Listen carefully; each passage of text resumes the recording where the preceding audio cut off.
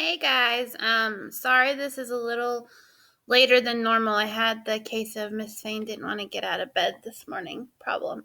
With that said, I'm going to read this article. My computer is like freezing. Anyway, I'm going to read this article. So this week it's all been about pets. And so on Monday we did the ugly pet contest, which was really funny.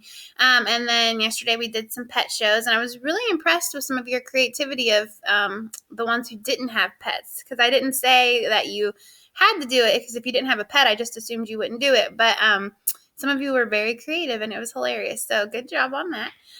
This is actually an article from Newsella. And it's about animals during crisis. So like right now during all the stuff going on, how animals can help. So I'm going to read it to you. So just follow along.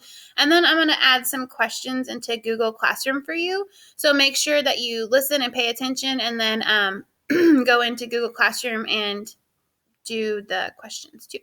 So this is called Cats, Dogs, Quilly the Hedgehog Are Sources of Comfort in Crisis. Look at that cute little puppy. So remember we talked about with text features, you always want to read around for the text features too. So underneath this picture, it says, for many people, pets are providing comfort, routine, and company during the coronavirus pandemic.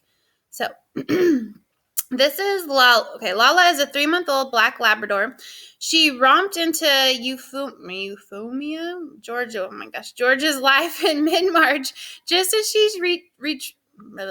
she retreated into her New York apartment in the face of the coronavirus pandemic. And so if you know anything about, if you've been paying attention to any of the news or any of the social media, New York has been hit one of the hardest because it's such a big city and it's so compact and in there. So yeah, so just as this was all hitting New York. So Lala, she thought, would be company, but she turned out to be so much more.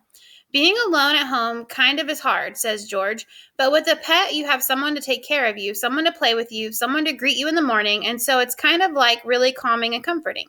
Whether it's a dog, a cat, or yes, a hedgehog named Quilly Nelson, pets are proving to be unexpected heroes in lockdown.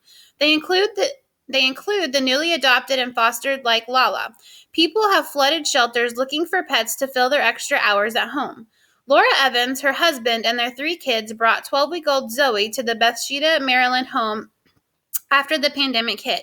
The squirmy Yorkshire Terrier needs constant attention. They're happy to oblige. We wanted to bring a little light and life into our house, Evans said. She's a cuddly homework sidekick. Everyone wants to hang out with her.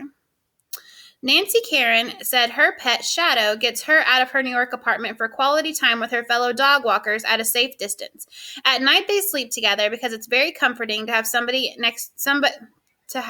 very comforting just to have his body on my bed. In Houston, Texas, Quilly Nelson and other pets have helped maintain routines for Rachel and 2 teens. I think having pets during a scary time like this is good for the whole family. It's good for the kids to have a sense of normalcy and a sense of responsibility. Like they have to get out of bed before noon to feed their animals, she said. Kitty Block is the president and CEO of the Humane Society of the United States. So the Humane Society is like an animal shelter that does stuff with animals. She urged more people to foster and adopt as the health crisis worsens. It frees up space in the shelter to take these animals in and may be displaced because their family member or their owner is ill or financially in troubled situation, she said. So here is another text feature. So this is the family that has the little Quilly the hedgehog, if you look right here. So Rachel, her family, their hedgehog Quilly Nelson, and their German short hair pointer Mudge posed for a photo in Sugar Land, Texas on April 2nd, 2020. So they have their dog and their hedgehog. I'm surprised the dog doesn't try to eat the hedgehog. Anyway, while many people seek comfort, some frustrations have surfaced with all the togetherness. Nicole Ellis is a professional dog trainer for Rover.com in Los Angeles, California. Ellis said owners should make a conscious effort to tire out their animals before a Zoom meeting or an important phone call. Oh, yes. I can attest to that because every time I'm on a meeting, I have to go hide because usually Leo tries to bark and get in my camera and wants all my attention. So that is a true statement. We can't blame them if they're like, I'm bored, and they haven't done anything all day. It's not their fault, she said. That doesn't seem to be a problem for Squiggles, a bearded dragon in South Orange, New Jersey. Dan Cohen's 13-year-old daughter, Julia, has survived with the help from her chill lizard. The lizard has her own emotional support vest and tiny mask. We don't want her catching coronavirus, he joked. Oh my goodness. I want to see the dragon in the mask. That would be hilarious. Aubrey Fine is a licensed psychologist and emeritus at California Polytech State University. Fine said the relationship is mutually beneficial between humans and animals. In a time of tremendous and unique life challenges, goodness is still around us. When you're looking at souls, animals touch human souls and humans touch animal souls, and together serendipity can happen. So that is just some of the ways that people around the United States have been using animals and adopting animals out of shelters to help them with getting, comfort and having company and normalcy and routine and things like that. And so that's just a way that another way that pets can be used and are useful right now in this time of need.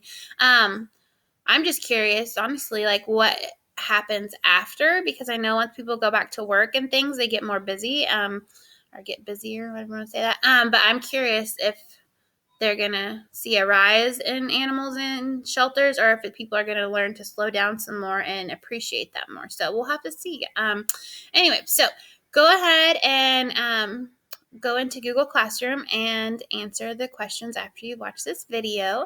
Again, sorry it's later than normal, and I hope you guys have a good day, and I will see you at 2 o'clock for our reading of The Darkest Hour.